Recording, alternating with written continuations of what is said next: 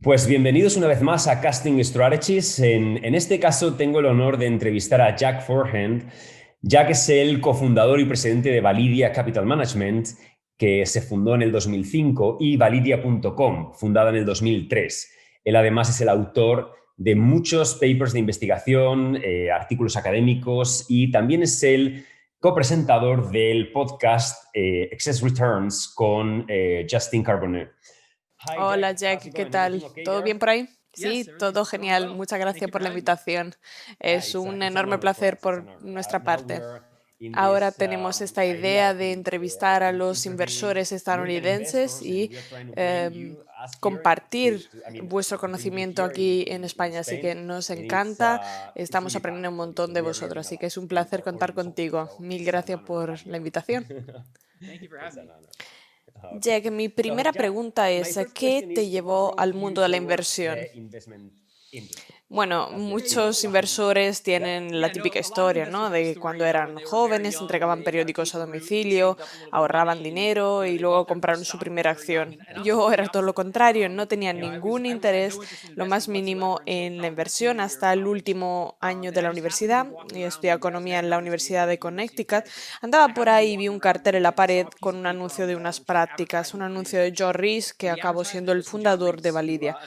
John había vendido su empresa del mundo de la tecnología y quería invertir dinero. Para ello, estaba leyendo periódicos como Forbes o veía, por ejemplo, a CNBC o Street.com y lo que pasaba es que no podía fiarse de nadie, con lo cual decidió contratar a muchos becarios para que leyeran sus periódicos y escribieran un resumen de las recomendaciones. Y luego pedía a los autores de esos artículos o a las televisiones que rendieran cuentas de las mismas. Nosotros, por ejemplo, leíamos un artículo de Forbes, decíamos, vale, ellos eligen estas 5 acciones, las poníamos en una base de datos y luego hacíamos un seguimiento de rendimiento de esas acciones a lo largo de una semana, un mes, 3, 6 meses. Y veíamos así quién deberíamos escuchar y a quién no. Ese fue mi acercamiento a la inversión, ese trabajo con John para ese proyecto, para hacer ese resumen de las recomendaciones. Esa fue la burbuja.com, era ese periodo. La empresa, como muchas otras, tenía una muy buena valoración, consiguió mucho capital de riesgo y crecimos hasta hace 50 empleados. Luego las cosas fueron mal en 2000 y ahí fuimos hacia la otra dirección. Lo que pasó después es que nosotros teníamos también otro producto secundario que se llamaba Guru Analysis, como análisis de gurús. No era nuestra prioridad en aquel momento, pero estaba en nuestra página web. Y la teoría ahí era mirar todas las estrategias cuantitativas. Entonces, no fijarnos en quién confiar de Forbes, por ejemplo, sino en qué estrategia cuantitativa confiar. Empezamos a leer libros, por ejemplo, de Warren Buffett o artículos académicos para desarrollar esos modelos cuantitativos. Después de que esa empresa tampoco funcionaran, empezamos la que ahora hoy en día sería Validia. Ahí seguimos esas estrategias cuantitativas para comprobarlas a lo largo del tiempo. Entonces eso fue un camino indirecto, pero así fue como Well, acabé super en el interesting because mundo the de la entire study inversión. just Muy interesante ver que it's very sigues can go trabajando in good justo en la time. empresa So donde empezaste. it's the Así long que story ahí has tenido no? un So gran yeah, it's very recorrido. interesting this. Yes, sure. Sí, bueno, mi carrera entera fue ahí. Simplemente tuve un pequeño paréntesis donde ayudé a mi tío con su empresa entre las dos versiones de Oh, Validia. awesome, awesome. Estupendo. Okay, so this Lo que data, as you mencionaste mentioned antes de los before, modelos the cuantitativos de los gurús gurus que recopilaste ahí continue to es lo que grow más me gusta de together. vuestra Together, web. it's Y actually luego it's one of tengo the things that I una like the most pregunta. out of your website. ¿Tú And crees que but I have a la question here gente that is, es capaz de seguir do you think fielmente una people estrategia por sí are sola able to o stick with the strategies escoge picked by un sistema themselves, or they ganador take a y winning luego system and use ajusta their para adjustment eliminar el to sobrerendimiento y unintentionally luego eliminate vende? all the outperformance and ¿Tú then crees que stop? eso Do you es lo think que this is pasa? happening, or what's your take on this? Sí, Validia es para inversores que gestionan su cartera de forma independiente. Algunos lo utilizan en una manera, otros de otra. Pero por lo general tiene razón, siguen un modelo o varios modelos, igual lo integran a su sistema. Se trata de estrategias factoriales y es muy complicado seguirlas de manera fiel a lo largo del tiempo.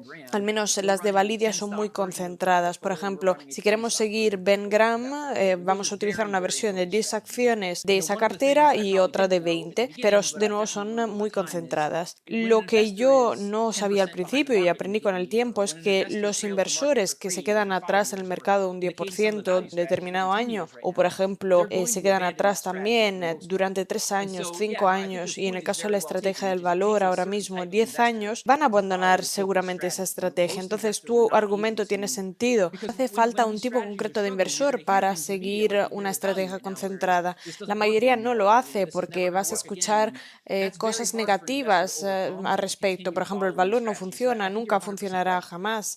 Es muy complicado que un inversor pueda seguir con esa estrategia. Así que tienes razón, son estrategias muy complejas y si la gente quiere seguir nuestras estrategias, nosotros recomendamos mezclar distintos factores. Por ejemplo, no solo el deep value, porque es muy complicado hacerlo.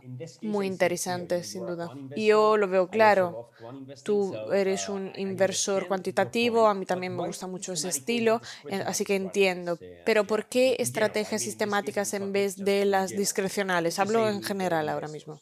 Para mí fue un poco mi evolución personal como inversor. Cuando comentaba cómo aprendí a invertir, pues estaba en el último año de carrera y ahí compré mi primera acción según la recomendación del broker de mi tío, una empresa canadiense de basura.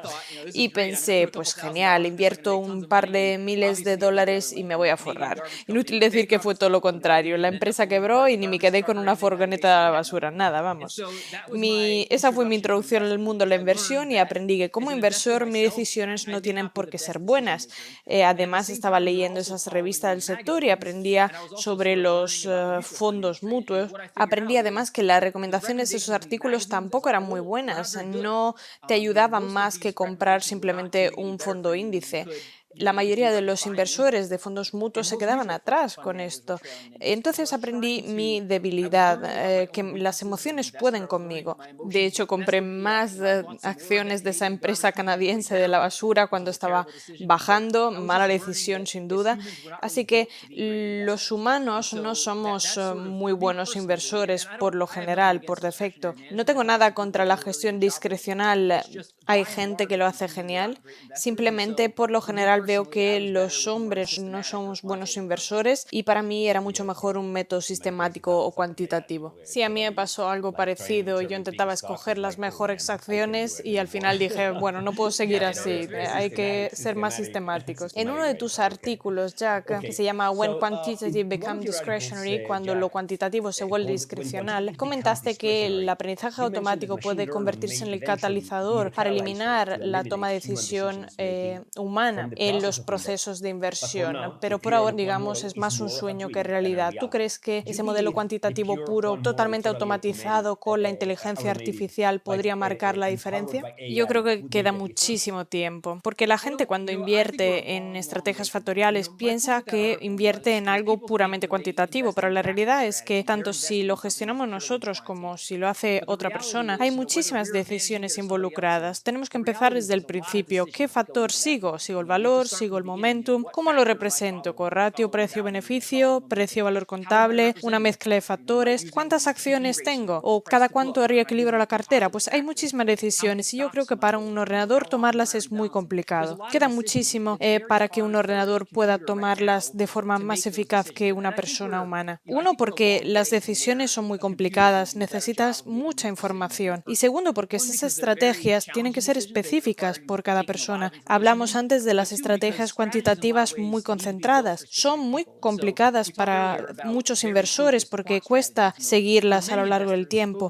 Igual para un inversor, esas estrategias concentradas cuantitativas pueden ser una buena opción, pero para otros es mejor igual algo que reequilibra el S&P 500 basado en distintos factores, porque es más fácil de seguir o porque no se va a desviar tanto. Así que creo que va a ser muy complicado que un ordenador pueda tomar buenas decisiones y No soy ningún experto en aprendizaje automático, pero creo que tardaremos mucho hasta que llegue el momento en el que no necesitaremos un profesional para esa toma de decisiones.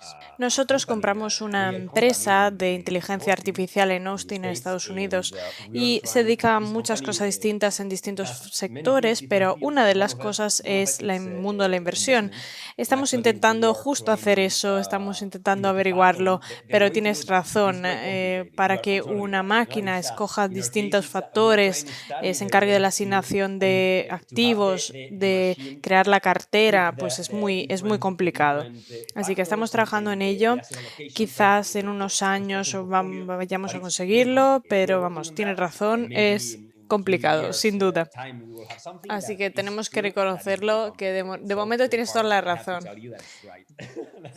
Sí, bueno, es que hay muchísimo que afecta esas decisiones. Ahora mismo es muy complicado si no eres humano y en general todos subestimamos la tecnología, con lo cual no quiero decir que eso no vaya a pasar en el futuro, porque lo que hace la tecnología hoy, hace 10 años pensábamos que iba a ser imposible, ¿no? Cuando en nuestro podcast hablamos mucho del precio-valor contable. Si, por ejemplo, yo utilizo el precio-valor contable en mis estrategias, tengo que decir constantemente, ¿lo quito o no lo quito? Eso es algo que es complicado para un ordenador porque reequilibramos los datos a largo plazo y luego tienes muchos argumentos sobre la eficacia de los factores.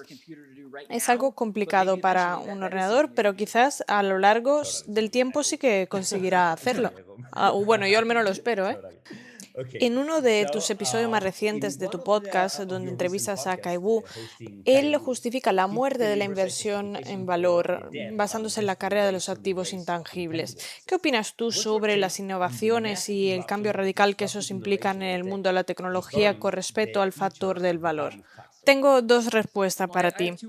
Hicimos hace poco un episodio donde juntamos las opiniones de todos los expertos sobre el valor. Fue estupendo, sí. Muchas gracias. Sí, digamos que voy a imitar un poco lo que dijo Kai en ese episodio. Hay dos respuestas. La primera es cíclica, la segunda es secular. La primera, cíclica. El valor nunca ha estado tan barato casi. Estamos casi hablando de mínimos históricos, incluso midiéndolo con métricas estándares. No creo que ahora sea el momento de replantearse todos los factores tradicionales del valor para la siguiente década, porque son muy baratos. Por lo tanto, si la historia nos cuenta algo, es que volverán a estar en auge, que les irá bien.